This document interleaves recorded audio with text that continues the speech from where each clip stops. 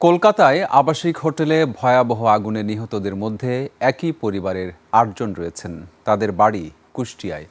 তারা হলেন সাংবাদিক দেবাশিস দত্ত, তার স্ত্রী আফসানা শিম্মিন, শিশু সন্তান স্বর্ণশিস ও শ্বশুর আকরাম হোসেন।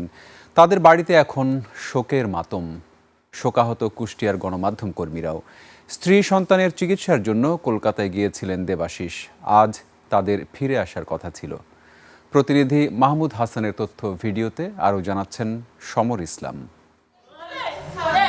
সাংবাদিক দেবাশিস দত্তের বাড়িতে এখন কান্নার রোল।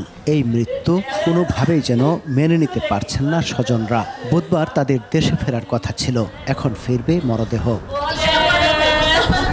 স্ত্রী ও ছেলের চিকিৎসার জন্য ১৫ দিন আগে দেবাশিস ভারতের কর্ণাটকের বেঙ্গালুরুতে গিয়েছিলেন। সঙ্গে ছিলেন শ্বশুর আকরাম হোসেন।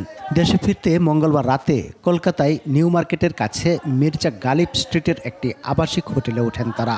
রাতে হয় ভয়াবহ অগ্নিকাণ্ড।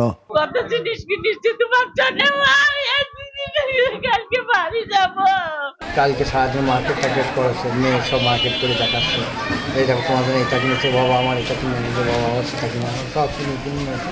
দেবাশিস দত্ত আজকের পত্রিকা ও বেসরকারি টেলিভিশন চ্যানেল 9-এর কুষ্টিয়া প্রতিনিধি ছিলেন। এছাড়া তিনি কুষ্টিয়া থেকে প্রকাশিত আজকের আলো পত্রিকার নির্বাহী সম্পাদক ছিলেন। দেবাশিসের মৃত্যুর খবর ছড়িয়ে পড়লে তার বাড়িতে বন্ধু স্বজন, সাংবাদিক ও প্রতিবেশীরা ভিড় করেন।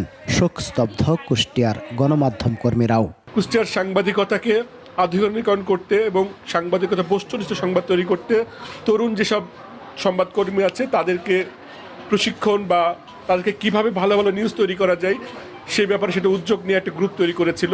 উনি আসলে একটা মাটির মানুষ ছিলেন, মানুষের সাথে এত ভালো ভাবে মিশতেন। ২১-এর পরিবার যারা রয়েছে তাদের সাথে কিন্তু আমার মতোই দেবাশিসের একটা সখ্যতা গড়ে ওঠে এবং সবাই দেবাশিসের এক নামেই কিন্তু দেবাশিসকে ২১-এ টেলিভিশনের সবাই চিনত।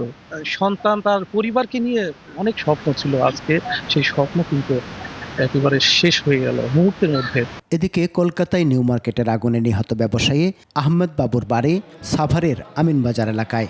শোকাহত স্বজনরা জানান, কসমেটিকের মালামাল আনতে কলকাতায় গিয়েছিলেন তিনি। সমর ইসলাম, ২১ টেলিভিশন।